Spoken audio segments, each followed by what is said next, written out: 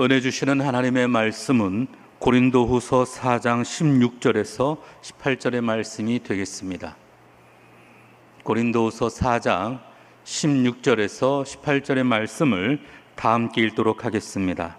그러므로 우리가 낙심하지 아니하노니 우리의 겉사람은 낡아지나 우리의 속사람은 날로 새로워지도다.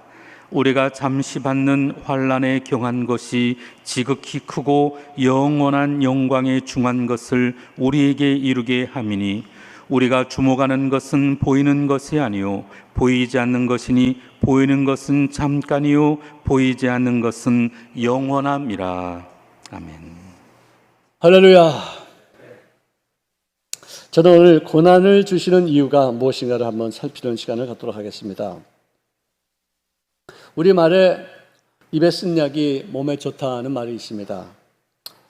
고난은 쓰지만 그러나 우리들의 영혼을, 우리의 몸을 치료하는 귀한 약재가 될 수 있다는 사실을 말씀하는 뜻이라고 생각합니다. 모두가 다 쓴 것을 싫어하죠. 그러나 그럼에도 불구하고 우리 속사람을 새롭게 하는데 꼭 필요한 보약이 있다면 그것은 바로 고난일 것입니다. 등 따숩고 배부르고 평안할 때는 하나님을 찾지도 않고 하나님을 필요로 하지도 않지만 그야말로 인력의 한계를 뛰어넘는 그 몸서는 치는 그런 고난이 있을 때 인간이 얼마나 무기력한 존재인가를 깨닫고 인간이 얼마나 어리석은 존재인가를 아주 절감한 채 비로소 하나님을 찾게 된다면은 그것이야말로 고난이 우리 삶에 큰 유익이 되어지게 될 줄로 믿습니다. 오늘 제자들에게 주님께서 하신 말씀이 이것입니다. 저편 언덕으로 가자. 자, 그래서 제자들은 배를 타고서 출발했는데 처음에 그 날씨는 훈풍에 바다가 잔잔하고 정말로 미끄러지듯이 배가 항해하면서 목표를 향해서 질주했었습니다.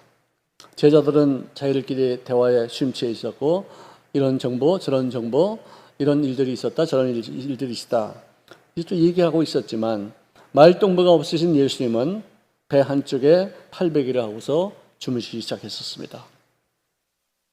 그때 바람이 일어나고 파도가 치면서 점점 거세져서 이 배가 그야말로 일어편주같이 어떻게 될지 모르는 그런 위기를 맞게 되었어요. 큰 광풍이 일어나서 파도가 배 안으로 막 덮쳐오를 때 그리고 물이 이제는 배에 거의 차는 그 순간 그들은 이제는 우리 인간의 힘으로 우리 백사공의 어떤 지력으로 도저히 할 수 없다는 그런 한계를 느낀 나머지 주무시는 주님께 다 몰려가서 외칩니다. 주님이시여, 우리가 죽게 된 것을 돌보지 아니하시오나이까. 주님이시여, 저희를 도와주시옵소서. 이 위경에서 우리를 건져 주시옵소서.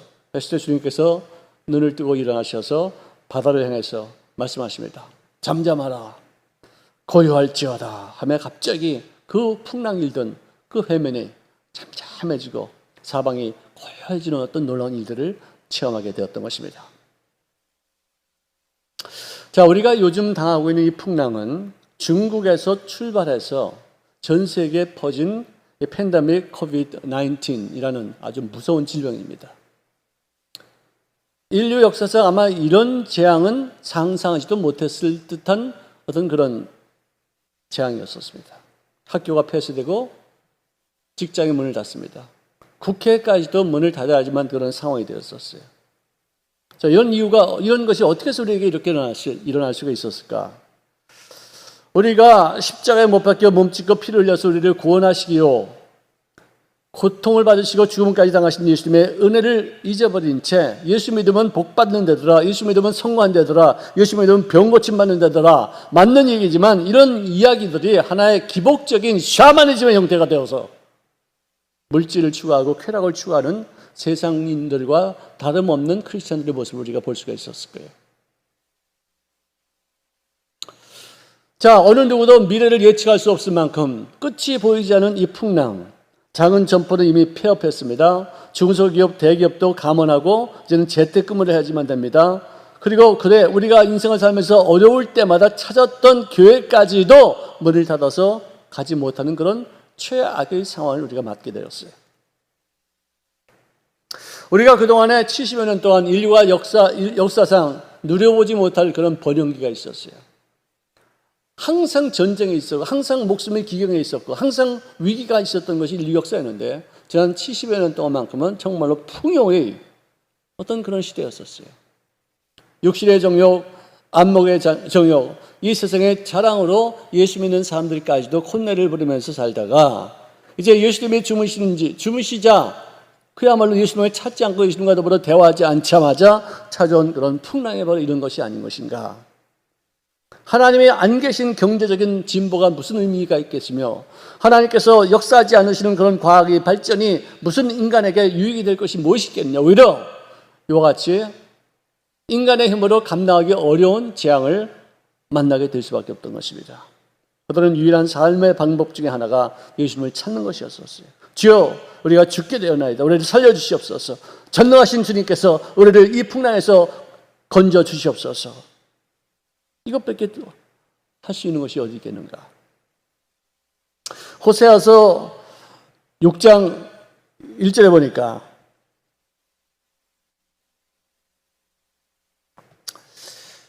오라 우리가 야훼께로 들어가자.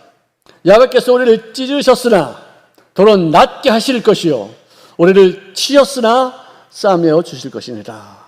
오늘 단 한 마리 참으셔도 그분의 명령이 없으면 땅에 떨어진 법이 없다고 하셨는데 왜 하나님이 우리를 찢으셨고 왜 하나님께서 우리를 치셨을까를 생각해 봐야 되지 않겠는 것인가. 왜 하나님께서 찢으신 다음에 도로 낫게 하실 것이고 치신 다음에 왜 싸매어 주실 것이라고 말씀하시는가. 그 말의 뜻은 뭐냐. 고난을 너에게 주어야 하지만 너희들은 회개하고 주님께로 돌아와서 그 고난 중에 하나님의 치료하심과 주님의 역사하심을 체험하게 될 것입니다. 이 뜻 아니겠습니까? 그동안 우리는 영적인 일에는 무관심하게 살았었습니다. 육체적인 쾌락 그리고 경제적인 부요 또 인간의 어떤 그런 편이란 아니란 어떤 그런 과학적인 어떤 진보를 통해서 정말 그야말로 육신의 일에만 몰두했던 것이 우리들의 모습이었었어요. 자, 그런데 이렇게 고난 중에 우리에게 정말 이 어떤 아이러니컬 일이 있다면은 오히려 우리 속 사람을 살릴 수 있는 어떤 그런 기회가 되는 그런 일들이 있다는 것이죠. 그동안은 철저하게 육의 힘으로 살았습니다. 혼적으로 내 이성을 활용해서 살았습니다. 그러다가 인간의 무력감을 철저하게 깨닫게 해주는 그런 난공불락의 고난을 당했을 때 그때야말로 육체의 정욕이 죽어지고 속사람이 살아나서 하나님을 찾게 되는 놀라운 이율배반적인 일이 생긴다는 것이죠. 자, 그래서 시편 34편 17절과 19절에 보니까 의인이 부르짖음에 야훼께서 들으시고 그들의 모든 환난에서 건지셨도다. 의인은 고난이 많으나 야훼께서 그의 모든 고난에서 건지셨도다. 한두 개의 고난이 아니라 한두 개의 어떤 세계의 어떤 환난이 아니라 모든 환난과 모든 고난에서 우리를 건지셨다고 성은 기록하고 있습니다. 그러므로 예수 믿고 나서는 정말로 우리들의 인생에 너무나도 놀라운 일들이 생기고 있다는 사실을 체험하고 이제는 예수 믿는 사람답게 삶을 살아야 되는데 또 잊어버리는 거예요. 또 깜빡 잊어버리는 거예요. 부귀 영화를 누릴 때는 우리가 속 사람이 있는지 없는지도 모르고서 그냥 내 마음대로 육체의 소욕을 따라 살았었어요. 잘 먹으면 됐고 잘 입으면 된다면서 세상 자랑에 빠졌습니다. 그러나 병들고 몸이 쇠약해지고 또 가난해지고 또 내 인생에 자신감이 사라질 때 쾌락을 따르면서 살면은 반드시 지옥에 떨어지기 때문에 하나님의 뜻을 따라 살 수 있는 여생을 살도록 하기 위해서 정욕을 죽이시는 고난을 하나님이 보내셨다는 사실을 그때서 깨닫는 거예요. 자아가 약해질 때, 자신감이 없을 때, 내 인간의 힘으로 이제 얼마나 무기력한지, 얼마나 어리석은지 이제는 이것을 헤쳐나갈 수 없는 어떤 그런 상황이 되었을 때만 자아가 약해져서 하나님을 만나게 되고 그 만나게 됨을 통해서 우리들의 속사람, 속에 있는 진짜 나의 이 존재의 의미가 되살아나게 된다는 것이죠. 그러므로 우리가 낙심하지 아니하노니 우리 겉사람은 낡아지나 우리 속사람은 날로 새로워지는도다. 과학자들은 말합니다. 인간은 한 3, 4세만 되면은 그 다음부터는 이 피부가 모든 기능이 쇠해진대요. 낡아진대요. 한마디로 늙어간다는 거예요. 그러니 무슨 의미가 있겠어요?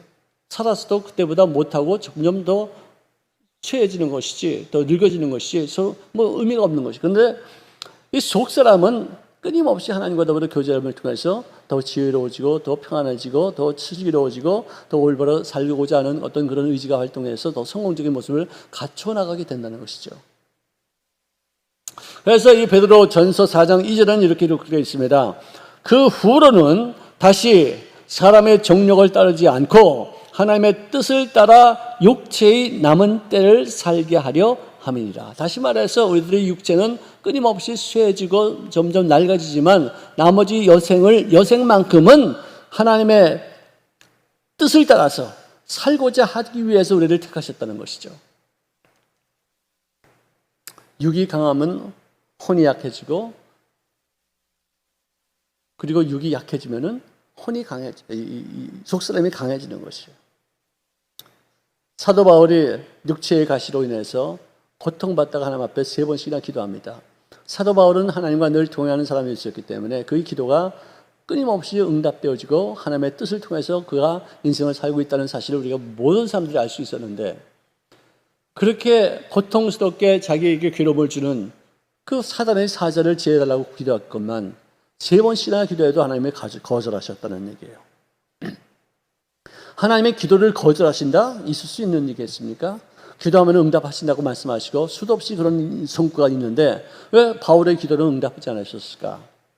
무엇이 응답이냐? 바울아, 내가 약할 그때 내가 강하게 나타날 수가 있느니라. 이거예요. 너 고쳐달라고 하지 마. 네 약함 때문에 나의 강함을 체험하면 되는 거야. 너의 부족함 때문에 내가 전능자인 것을 너를 통해서 나타내면 그것이 진정한 의미에서 기도 응답이지. 네가 강해지고 네가 병약하지 아니하고 육체의 가시도 없이 네 마음대로 살고서 하나님의 뜻이 나타나지 않는다면은 그게 진정한 의미에서 기도 응답이 되겠느냐? 이 뜻 아니겠습니까? 고난으로 우리가 약해질 때는 아무것도 눈에 들어오지 않냐고 아무것도 귀에 들어오지도 않습니다. 오직 하나님을 붙잡고 기도하는 것밖에 없어요. 아버지의 내 뜻대로 마옵시고 주의 뜻대로 이루어지기를 원하나이다. 살든지 죽든지 흥하든지 망하든지 주여 당신의 뜻대로 이루어 주시옵소서. 저도 이런 기도를 많이 듣기는 했지만 정말로 내가 살아도 좋고 죽어도 좋습니다. 정말 흥해도 좋고 망해도 좋습니다. 망하는 것이 하나님의 뜻이라면 내가 다 내려놓겠습니다 라고 기도한 적은 몇 번은 안 돼요. 그만큼 내려놓기가 힘든 거예요. 그만큼 움켜쥐고 싶고 성공하고 싶고 살고 싶지, 죽어도 좋습니다, 망해도 좋습니다, 그게 주님의 뜻이라면 나 망하겠습니다, 이 말하기가 쉽지가 않아요. 그런데 고난 중에 정말 이제는 막다른 골명에 부딪히고 히트 바로 막 이 바닥을 칠 때는 그 기도가 저절로 나오는 거예요. 우리가 잠시 받는 환난에 경한 것이 지극히 크고 영원한 영광에 중요한 것을 우리에게 이루게 함이니라. 이런 고난과 역경에 처하게 한 그 이유가 바로 잠시 눈에 보이는 것 때문에 너희들이 마음 뺏겨서 영원한 것을 놓치지 말라, 그 뜻이에요. 진정한 영원한 것은 눈에 보이지 않는 세계다. 그것을 인식할 수 있는 영의 눈을 뜨고 네 속사람을 강화시켜라, 이 뜻이에요. 사도 바울은 알렉산드리아 호를 타고서 로마로 압송되는 중이었습니다. 자, 그런데 며칠은 그런 대로 잘 갔는데 갑자기 유라굴라라는 폭풍을 만나게 되어서 해도 보이지 않고 달도 보이지 않고 별도 안 보이는 그런 상황 속에서 거센 파도로 거의 절망 상태가 되었어요. 모든 사람들이 짐을 다 던졌습니다. 뭐 기구도 다 바다에 던졌습니다.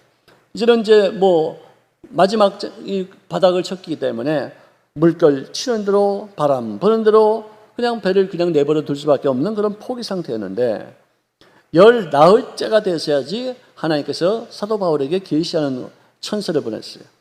바울아, 두려워하지 말라. 네가 가이사 앞에 서야 하겠고 또 하나님께서 너와 함께 항해하는 모든 사람들을 다 너에게 주셨다, 이 말씀이에요. 너는 죽지 아니하리라. 왜? 너는 가이사 앞에 서서 그에게 복음을 전파하고 그 복음이 로마 전 세계 중세에서부터 전 세계까지 퍼지게 해야 될 너희 사명이 있으므로 너는 절대로 죽지 않을 것이다. 너가 삶으로 인해서 너와 함께하고 있던 270명의 모든 죄수들, 선원들, 군인들까지도 다 살게 될 것이다, 이 말씀을 선포했어요. 자, 그렇다면은 이 풍랑이 없었다면은 거기에 같이 탔던 모든 승객들까지도 예수를 믿을 리가 만무할 것이요, 이 고난 중에 역경 중에 정말 그야말로 천했던 그런 죄수 바울이었지만 이제는 선장보다도 선주보다도 바울을 더 신뢰하고 바울을 더 존경히 여길 수 있는 어떤 그런 분위기로 바뀌게 된 것이었어요. 영적인 사람이 되어지면 경제적인 어려움과 오늘 사회적인 무질서가 있다 할지라도 그 사람을 존경할 수 있는 사람으로까지 바뀌게 된다는 것이죠. 우리가 이런 어려운 기회, 많은 어떤 그런 고난이 있을 때 우리 예수 믿는 사람들이 당신들이야말로 역사의 주관자를 모시는 하나님이심을 분명합니다. 어떻게 내일을 이렇게 예측할 수 있습니까? 어떻게 이 방향으로 길을 제시할 수 있겠습니까? 정말 신령합니다. 영적인 사람들은 우리 앞에 우리가 여러분들을 존경합니다. 더 이상 핍박하지 않겠습니다. 이런 때가 와야 되지 않겠어요?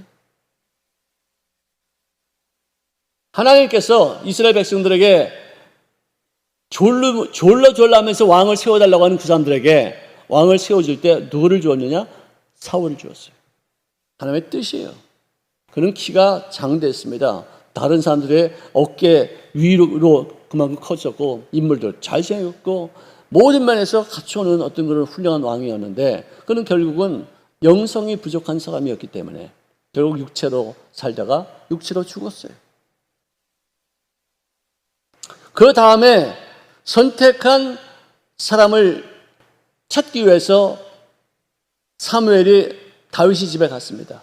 거기서 제일 처음 만난 사람이 그 집의 첫째 형이었던 엘리압을 만났어요. 너무 기골이 장대하고 미남이고 잘생겼고 모든 면에서 갖추었기에 하나님께서 이 사람을 택하신 분인가 보다 싶어서 안수하려고 했을 때 하나님께서 막으셨어요. 그의 용모와 키를 보지 말라. 내가 이미 그를 버렸노라. 사람은 외모를 보거니와 나 야훼는 중심을 보느니라. 너희들이 첫 번째 구했던 그 왕을 내가 어떤 사람을 택했는지 너희들이 알아야 될 거 아니냐. 근데 이번에 두 번째 왕을 세운데도 중심을 보지 않고 그래 겉모양을 보고 했느냐. 내가 그 사람 버렸어. 그런 사람 택하지 마. 겉모양에 속지 말라는 것이에요. 속사람을 보시는 하나님 앞에 나가서 진정으로 이 사람이 영성이 있어서 하나님과의 깊은 교제를 하고 고난 중에도 하나님을 찾으며 고난 중에 인간적인 방법으로 노를 내고 죽이려고 들고 누구 쫓아가고 그런 짓 하지 않는 사람을 택하라. 아프리카에서 평생 고생한 후에 귀국하는 어떤 선교사 부부가 있었습니다. 낡은 가방 하나 들고서 뉴욕 항구에 도착했는데 빵빠레가 올리는 성가대원들이 그 악단들이 나와서 정말 인사를 이루고서 막 환영하는 어떤 인파가 있었어요. 우리를 만난 환영 인파인가 싶어서 기분이 좋았는데 내려다보니까 아무도 자기들에게 관심이 없었어요. 자세히 알고 보니까 단발 비행기를 타고 역사상 처음으로 대서양을 횡단했던 다음에 자기들이 타고 온 그 배를 같은 배를 타고서 온 린드버그라는 사람을 환영하는 뉴욕 시민들의 인파였었어요. 그들이 낡은 호텔방에 들어와서 땅을 치면서 엎드려 눈물을 펑펑 쏟았습니다. 주님, 우리는 평생 아프리카에서 보냈는데 마중 나온 사람은 단 한 사람도 없었습니다. 하지만 대서양을 잠깐 횡단했다고 해서 이렇게 환영해주고 이렇게 요들갑을 터니 참 우리는 너무 억울하지 않겠습니까? 했을 때 주님께서 들려주시는 음성은 이것이었습니다. 린드버그는 고향에 돌아왔어. 그래서 환영받았어. 근데 너희들은 아프리카라는 객지에서 미국이라는 객지까지 온 것이지 아직 고향 땅에 들어온 거 아니지 않냐? 너희가 고향에 들어올 때에는 천군 천사들이 동원되어 너희를 환영할 것이며 하늘에 빵빠레 올리면서 잔치를 부리게 될 것입니다. 이 말을 들은 거예요. 그 사람들이 영성에 얼마나 맑았으면 얼마나 주의 음성을 듣기에 이렇게 정말 준비가 된 그런 사람들이었으면 어떻게 이런 말들을 듣고서 큰 위로를 받았다는 거 아니에요. 이게 영의 사람들이 삶의 태도인 것이죠. 우리 인생을 살면서 다방면으로 많은 역경을 체험하게 됩니다. 특별히 주의 종들은요, 나보다 더 훨씬 더 어려운 일들을 체험한 사람들이 교회에 나오는 것이기 때문에 내가 직접적인 어떤 경험이 없었다 할지라도 간접적으로 또는 남들이 알 수 없는 누구에게 말할 수 없는 그런 아픔과 슬픔과 고뇌가 반드시 있게 돼 있어요. 왜 그러지 않으면 그들의 고통을 이해할 수 없기 때문에 이런 확실한 하나님을 고통 중에도 체험한 후에 분명한 믿음을 가지고서 복음을 전파해야지 그 복음이 이게 먹히는 것이지 대충 하나님을 체험하고서 말씀을 전하면 먹히지가 않아요. 그들에게 위로가 되지 않아요. 도둑질하고 죽이고 멸망시키고자 하는 그런 마귀를 내가 직접 당해봐야지만 주님께서 나에게 주시는 그 생명을 주시되 풍성히 주시는 그 은혜가 무엇인가를 체험할 수가 있게 되는 것이에요. 이런 다방면으로 겪는 그런 하나님을 통해서 우리들의 믿음이 견고해지고 남들까지도 이렇게 세울 수 있는 모습으로까지 쓰임받을 수 있게 된다는 것입니다. 로마서 8장 17절에 보니까 우리가 그와 함께 영광을 받기 위하여 고난도 함께 받아야 할 것이니라. 생각하건대 현재의 고난은 장차 우리에게 나타날 영광과 좋게 비교할 수 없도다.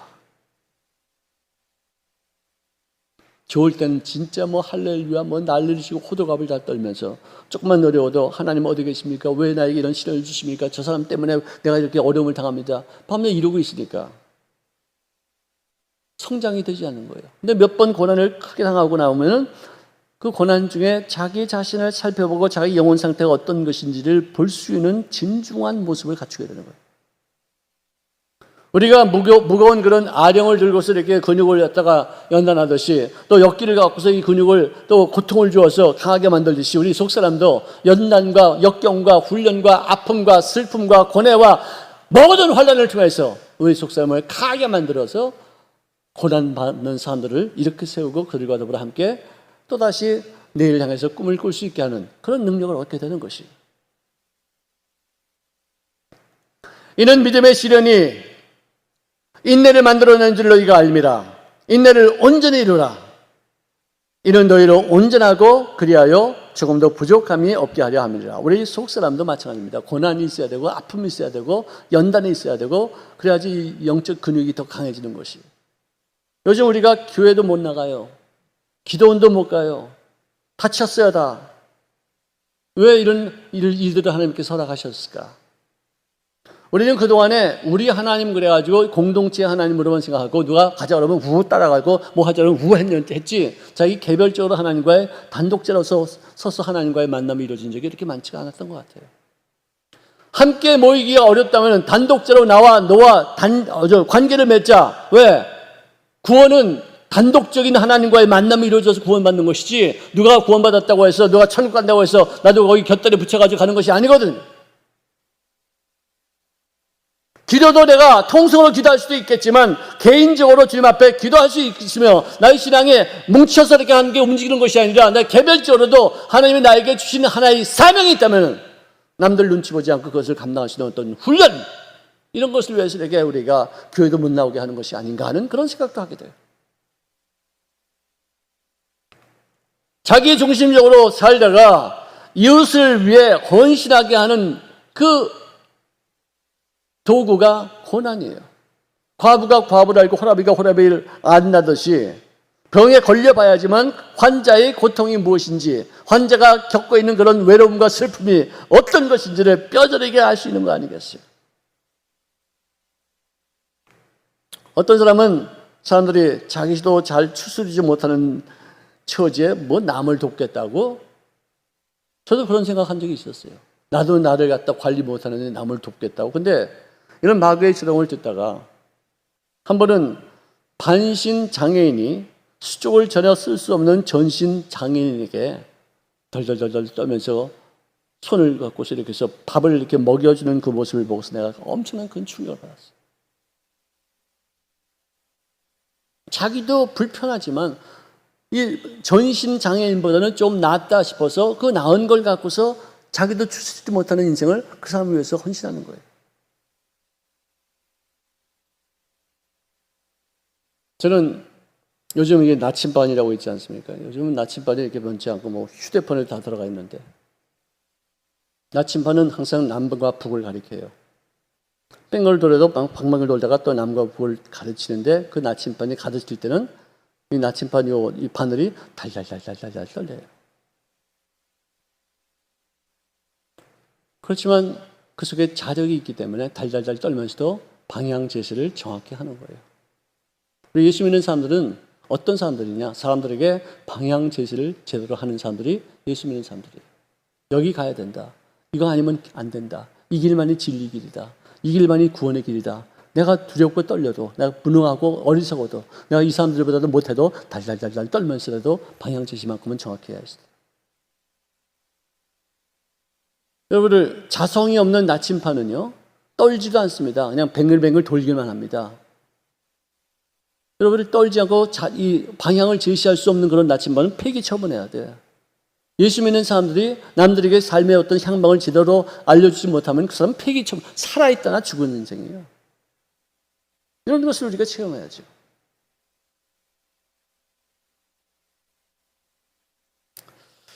자, 고난은 새로운 미래를 위한 준비하는 하나의 과정이라는 것이죠.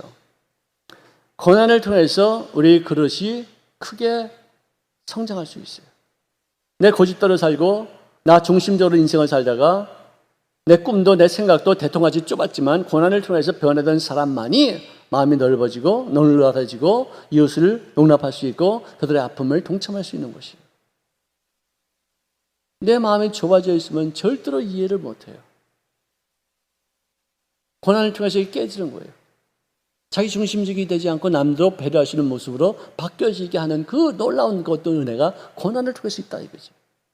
저는 그것을 체험해 봤어요. 고난을 그래서 이제는 나쁜 것으로만 여기지 않고 피하려고 만들지 않고 그걸 통과하면서 하나님의 원하신 바의 모습이 어떤 것인가를 만들어가는 어떤 그런 모습으로까지 조금씩 변화가 되는 것이에요. 고난이 없으면 변화가 되지 않습니다. 명품 그릇도 수천 도의 가마에서 구워져야지만 만들어지듯이 고난과 역경을 통과하지 않고 나서 어떻게 인간이 하나님 앞에 귀하게 쓰임받는 그릇들이 될 수 있겠느냐. 그가 나를 단련하신 후에는 내가 순금같이 되어 나오리라.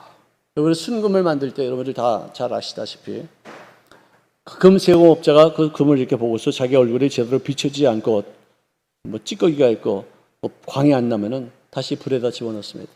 그래서 찌글찌글 막 끓여가지고 녹여가지고 또 불순물이 날아가고 그걸 또 물에다 집어넣어서 칙 해서 또 불순물 나고 이걸 몇 번 왕복하다가 결국 금을 이렇게 보고서 자기 얼굴이 비춰질 때 99.9% 정도의 순금이다 이렇게 하는 거예요.